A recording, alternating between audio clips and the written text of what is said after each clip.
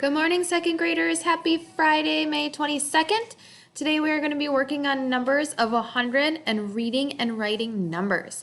So first you are going to open up your math book to page 335 to 336, and I'll quick walk you through that here. So it says count by ones, write the numbers. So you're going to go 594, 595, and then count up all the way to 602, and then continue with that.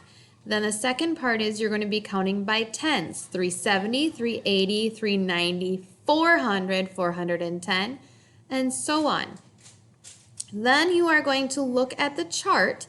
It has numbers and how to write, how to spell them.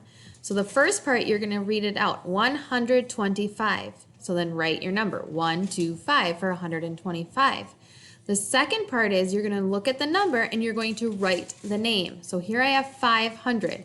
So I have to find the 500 and write 500. 650. So I'm going to find 600 and write 650. And so on. Then when you are finished with that, you are going to log into A13 on IXL. Make sure that you log in.